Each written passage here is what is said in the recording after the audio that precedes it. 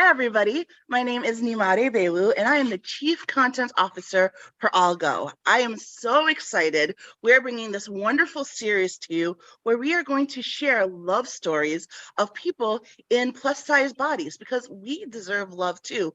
And we get love despite what society might want you to think and might put out there that we're sad and alone and nobody loves us. First of all, we're beautiful and we deserve love, and we are finding love in all shapes, sizes, races, genders, and we here at All Go are so excited to share those stories with you every week. And to kick off our series, I have the wonderful and beautiful Evie and her fiance Jeremiah. Thank you both so much for joining me today. Thank you for having us. We're glad to be here. Absolutely. Now, you two have been together for 4 years? In person, in relationship for 4 years, yes. So tell me, how did you meet? Well, this creeper looking guy kept leaving these nice messages on my Instagram, and I'm like, he looks like he may have a white van that kills people, but let me explain. The picture was just scary. It wasn't him, it was the picture. But I went to just, I was in a very low point in my life at that moment. And these positive comments of not comments like, oh, you're beautiful, blah, blah, blah, but literally comments about what I had written. I'm famous for my little, books that I write on my Instagram posts. So, and he was actually commenting to what I was writing. And it meant a lot to me because what we go through with our DMs and our comments and everything.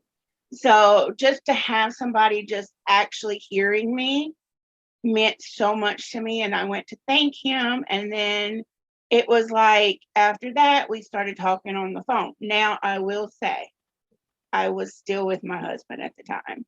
And that's my bad. But Scandalous. Yeah, it is a little scandalous, but my marriage was over like 2 years prior, and it was just we were still in the, anyway, the story. I don't have to tell you. And Jeremy was just there for me. That last year I was actually in Louisiana hoping to have left my husband when I started talking to him. And he was just so supportive, and it was just like we knew each other instantly.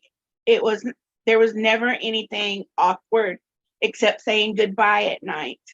And even before we were like in love with each other, we were loving toward each other. Mm-hmm.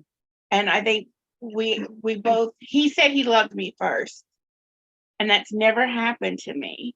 Yeah. So Jeremy, what was it about the beautiful Evie that made you slide into her DMs? She was posting, what she was writing, because I do read content.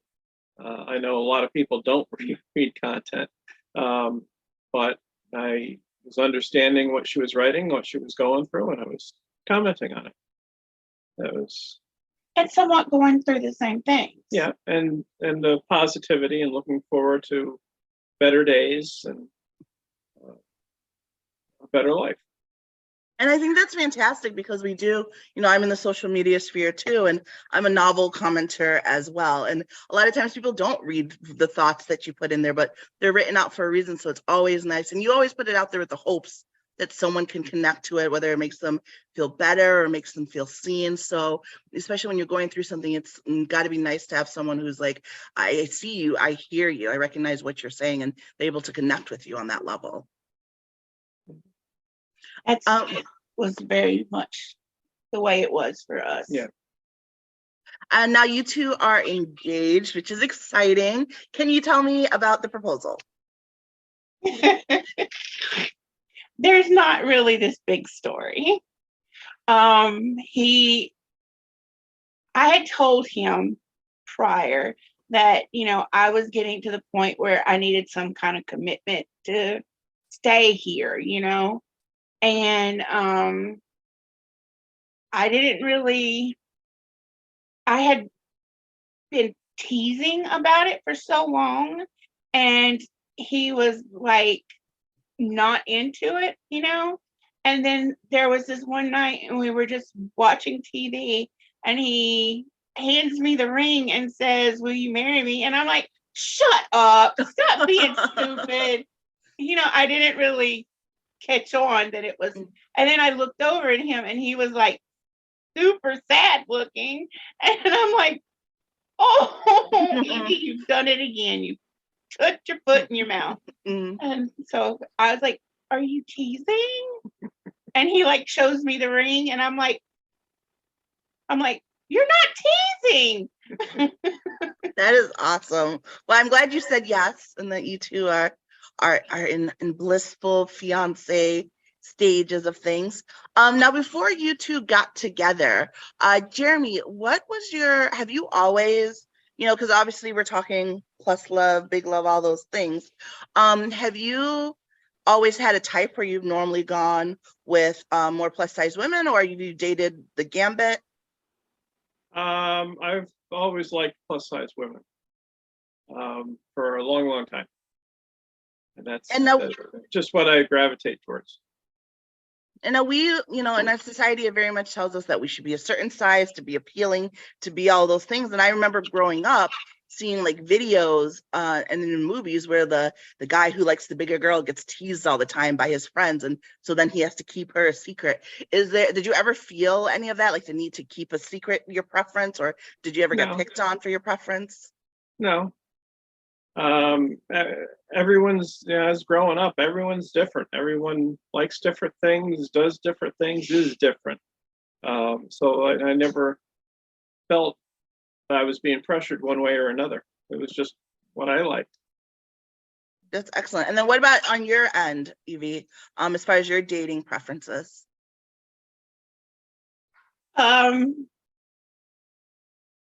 Jeremy would not have been somebody I would have chose out of a lineup, but me and him are so different, and it just works. He is the calm to my storm. He's the yin to your yang. I mean, he's, like I say all the time, I'm chaos and he is calm. And we just work really well together.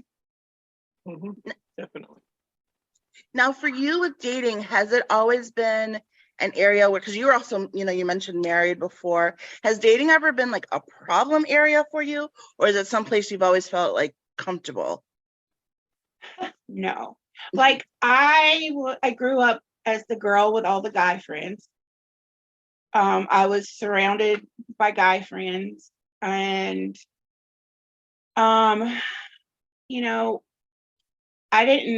it took me a long time before I felt beautiful. And that's a lot to do with my abusive background, I think. And I remember it was summer, and it was like we had this outside church meeting thing we did once a year. And this lady, Miss Becky, who's passed away now, but she was this amazing woman, and she was an amazing Christian lady, but she was also like, she had money. She was married to a doctor. She wasn't thin, but she wasn't like super big or anything like that. But she was the first person that told me, "You're beautiful and you could be a BBW." That was the first time I ever heard those letters. And I was about 16 probably. And I was like, what is this, And I actually didn't get more into that until like 18 and 19, when I got my first like web TV thing. And then this world opened up to me. But I think one of the things that is common for us bigger girls is we go from a getting to know you to living with you very fast.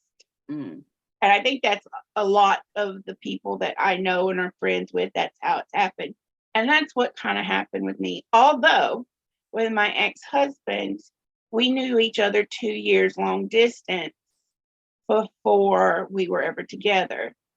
And he would just come visit and stuff for dates. But me and Jeremy, we knew each other for a full year without meeting. And then I just moved in with him.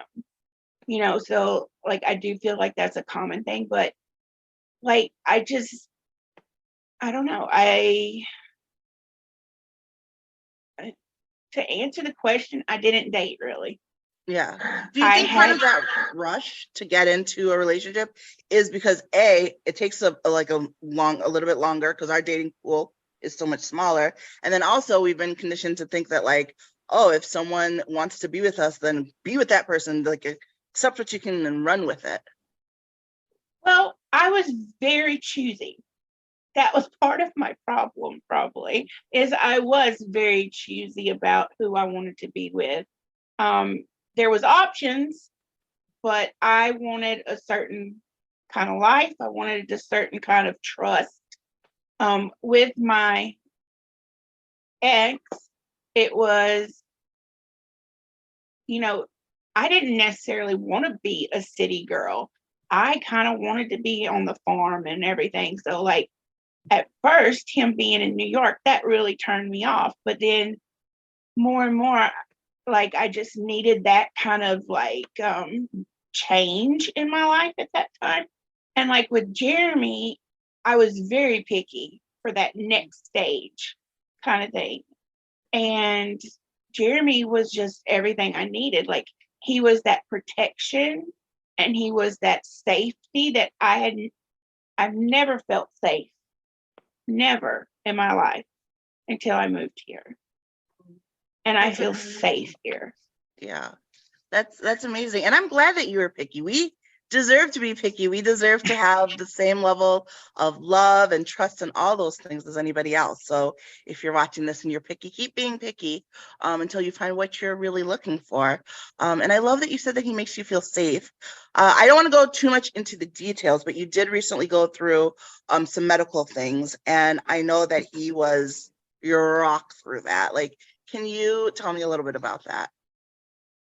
Oh, well, Just more in the sense of like how you made you feel, because like I said, we don't have to go into the right. details of you going, but just his being supportive and also your ability to be vulnerable. Like I can honestly admit for me, like the thought of being like hurt or sick or in the hospital and having to be on that level with somebody like terrifies me, where I'm not in control of how I'm viewed. It terrifies me. So like, how are you able to be vulnerable and accept his help and all of that? I was scared that it was going to be too much for him. I was, because I know that was part of the problem in my marriage, is I was just too much sometimes. And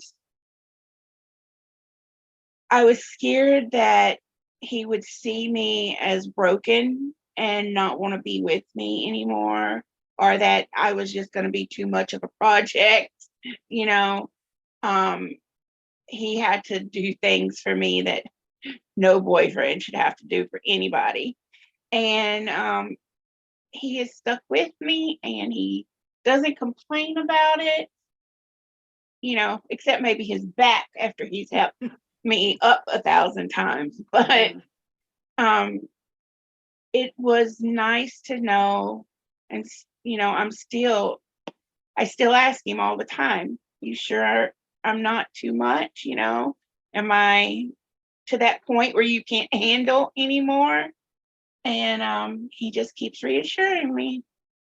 I love that. And like Jeremy, I'd love to hear from a guy's viewpoint because that is something that we worry about, especially as women, though I'm sure vice versa, men worry about it as well. But like, how do you have those moments and take care of the person and then also still keep the love there and still, because, we as women still want to be seen as women and still want to be wanted and all of that. Like, how do you still keep all of that while being able to help during those moments? It's difficult because I do get run down every day for everything we have to go through, the whole daily routine, getting up, going to bed. All of that is a lot of work. And it really takes its toll. I don't get enough sleep every day. That's a fact. Everyone knows that. But it's something that I'm trying to get better at. But all that, it takes out the time that we could be doing other things. So we don't do a lot of fun stuff anymore in terms of, games or just whatever, doing anything. Because we have so many other things we have to do to take care of her, to get her better, to get her back to her own mobility and independence. So it's going to take probably another year to get there. But it's every day is its own separate day, and we have to focus on that day before we get to the next one. Then I have to go to work too. So It's a lot. It's a lot, but you still have the love. You still feel all of that for her, which is awesome. I think what you were saying, and maybe you kind of missed this thing. Like, I ask him all the time, "You sure I'm still sexy to you?" And I'm like, "Are you sure?" Because I'm like, I don't know if I could see you as sexy after you've done some of the things for me that you've had to do, Mm-hmm. And he just, like I said, just keeps reassuring me of that too. Mm-hmm. Yep. That's amazing. Someone's got to do it. Right. Yeah. No, I love that. And I love that you're there for her. So let's talk about a little bit of the fun things. Now, I don't want to start any arguments between you two, but if you had to say, what is the one thing that grinds your gear? Nothing serious, but grinds your gear with each other. You go first.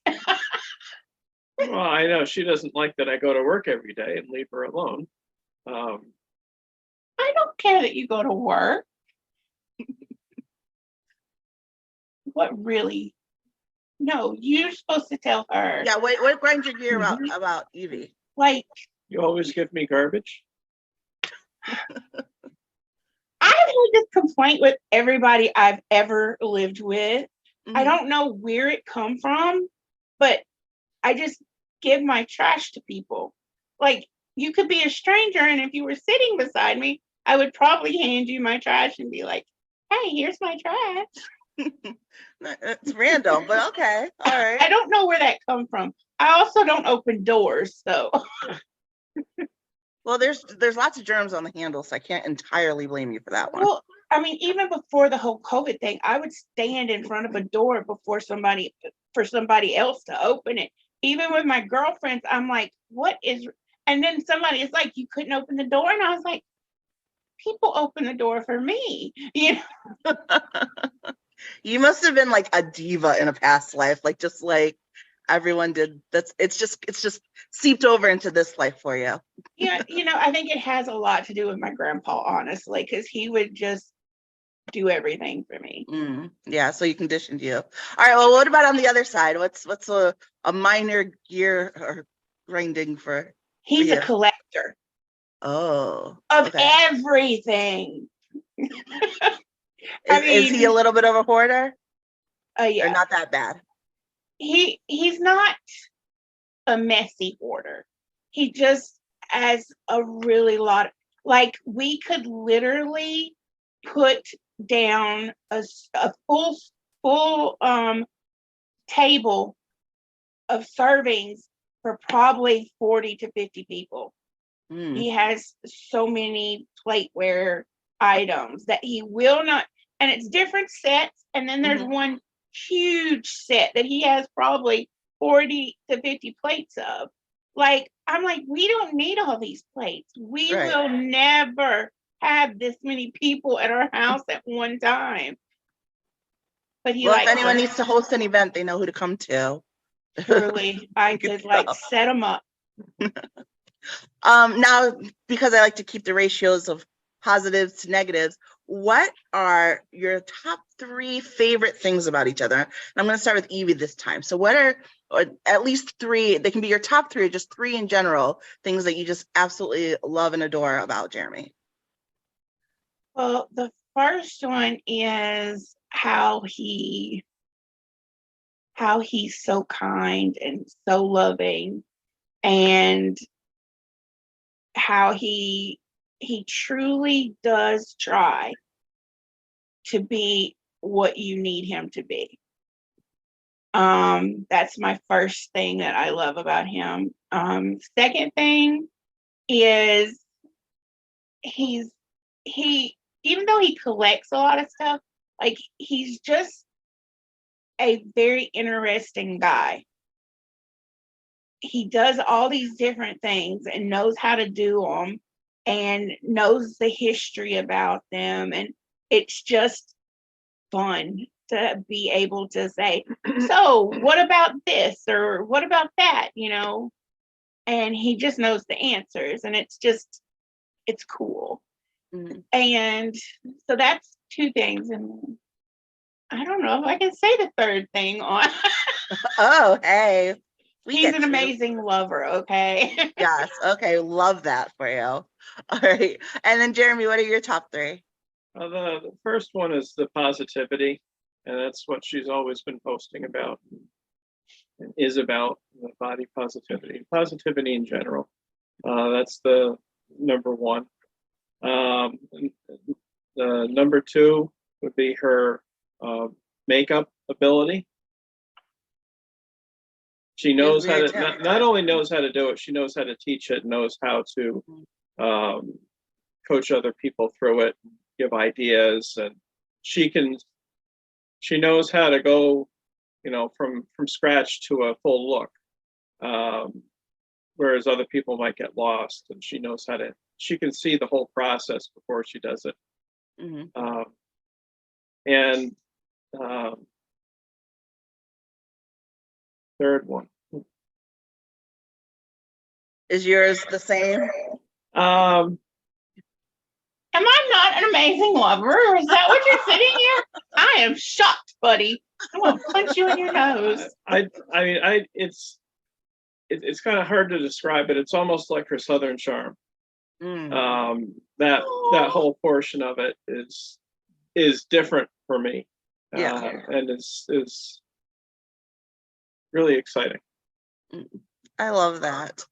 It's been such a pleasure talking to you both and getting to know you a little bit. Now, Evie, if you could go back and talk to your 18-year-old self, because that's my younger self, I feel like I'm always trying to make this world a better place for. If you could go back and talk to your 18-year-old self about your journey through love and where you are now and all of those things, like, what advice would you give her?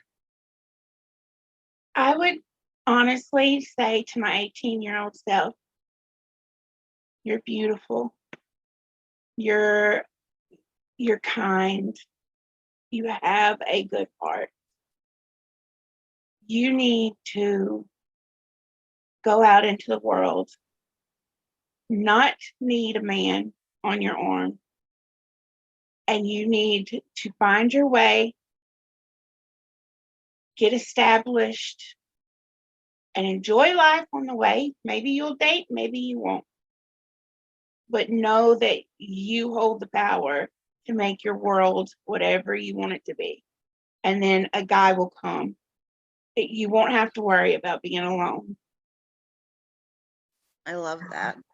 Well, again, thank you both so much for kicking off our series talking about love stories. I hope you'll watch other videos and maybe come back on again another time. But I love that we're able to just take a few moments and share with everybody that there is love out there for everyone, and people who are happy and in love no matter what shape or size they are. So thank you so much, both of you, for joining me. And Evie, Jeremy, I know that you're not big on social media, but Evie, I know you're a social media powerhouse. Where can people find you?